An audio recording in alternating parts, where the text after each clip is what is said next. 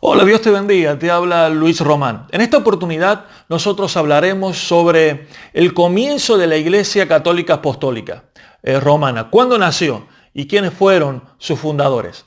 Pero de seguro no fue Jesucristo ni los apóstoles.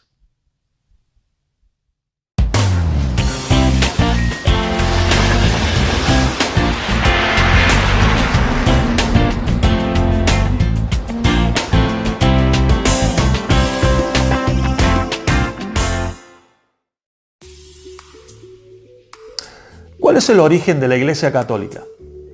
La Iglesia Católica Romana sostiene que su origen se encuentra en la muerte, resurrección y ascensión de Jesucristo aproximadamente en el año 30 de nuestra era. La Iglesia Católica se proclama a sí misma como la Iglesia por la que murió Jesucristo, la Iglesia que fue establecida y construida por los apóstoles. Pero este argumento, ¿es realmente el origen de la Iglesia Católica? ¿Esto es verídico? Pero para saber si es real, nosotros tenemos que ir a la palabra del Señor.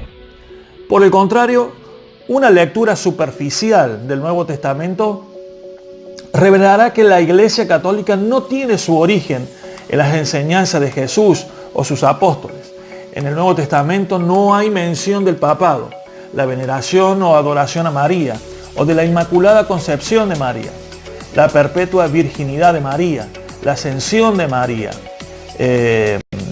o María como corredentora y mediadora, las peticiones a los santos en el cielo por su intercesión, la sucesión apostólica, las ordenanzas de la Iglesia, fusionando como sacramento, el bautismo de bebés o el bautismo infantil, la confesión de pecados a un sacerdote, el purgatorio, las indulgencias, o la autoridad paralela de la tradición eclesiástica y la escritura.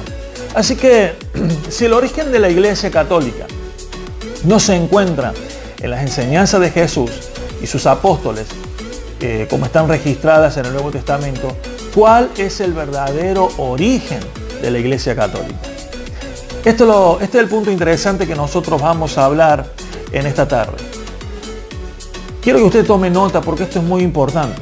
Durante los primeros 200 años de la historia cristiana, la cristiandad fue prohibida por el Imperio Romano y los cristianos fueron terriblemente perseguidos. Esto cambió después de la conversión del emperador romano Constantino.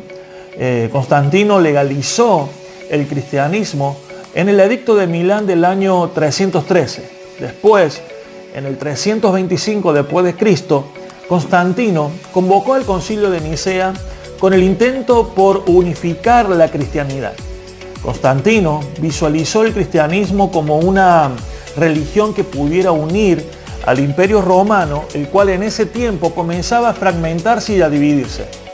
Mientras esto hubiera parecido ser un desarrollo positivo para la Iglesia cristiana, el resultado fue nefasto, fue todo menos positivo. Al igual que Constantino, se negó a adoptar de lleno la fe cristiana, sino que continuó con muchas de sus creencias y prácticas paganas. Así también, la iglesia cristiana que Constantino promovió era una mezcla del verdadero cristianismo con el paganismo romano. Así que, ¿qué fue lo que hizo Constantino? Bueno, descubrió que la gran extensión del Imperio Romano, tan diverso y expansivo, no todos accederían a renunciar a sus creencias religiosas y abrazar el cristianismo en su lugar. Así que Constantino permitió y aún promovió la cristianización de las creencias paganas. Empezó a fusionarlas, a ponerlas juntas, a mezclarlas. Y así, las creencias completamente paganas y totalmente antibíblicas le dieron nuevas identidades a ese cristianismo. Pero también se debe recordar que la iglesia no era ni católica, ni ortodoxa, ni protestante, sino sencillamente cristiana.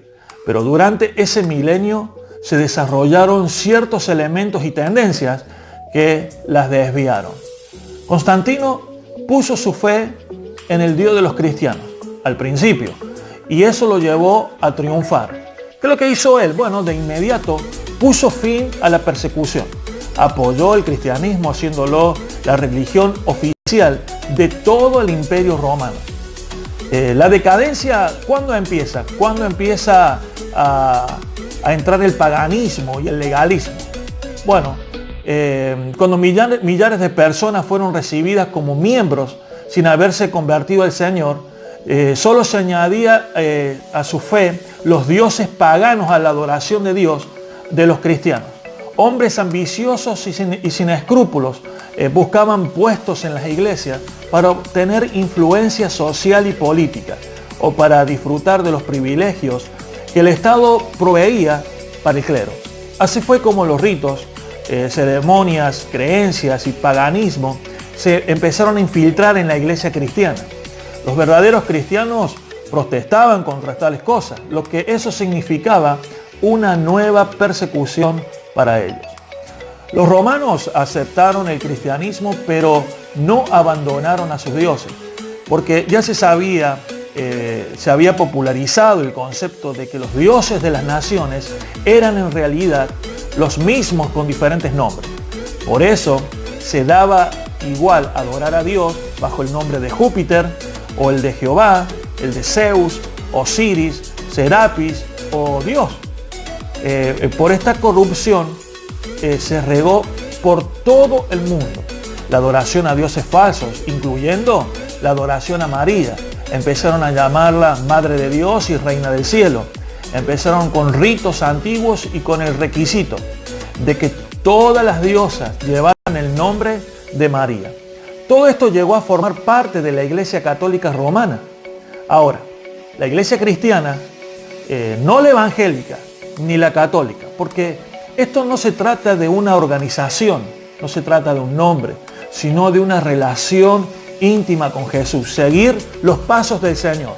Los cristianos nacieron en el año 33, allá en el aposento alto, hasta el año 70, donde Jerusalén fue el verdadero centro de operación del cristianismo. Nunca la Iglesia Católica la fundó Jesús ni Pedro.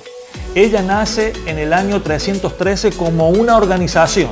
La persecución a los verdaderos cristianos siguió hasta tal grado que la Iglesia romana instituyó la pena capital, la mal llamada Santa Inquisición, donde todo aquel que se oponía a la Iglesia y creencia era acusado de traidor, brujo, hechicero, hereje y eran asesinados brutalmente. Eran quemados. Amigo y amiga, esta es la verdadera Iglesia Católica. Pero en los próximos videos estaremos entrando en las creencias de los católicos y las herejías de ellos. Dios te bendiga, soy Luis Román. Te invito a que te suscribas a nuestro canal para seguir llevando la palabra del Señor y seguir trayendo muchas más reflexiones. Si estos mensajes, esta palabra ha sido de bendición para tu vida, te invito a que tú lo compartas. Puedes usarlo aquí en YouTube, puedes compartirlo y suscribirte, o también puedes hacerlo aquí en Facebook también. Puedes darle un alcance mayor a estos estudios y nos puedes ayudar a seguir llevando la palabra del Señor a otros lugares. Dios te bendiga, Dios te guarde. Gracias por ser parte de este proyecto. Seguiremos mejorando los videos y los estudios bíblicos y las reflexiones. Dios te bendiga, Dios te guarde. Hasta la próxima.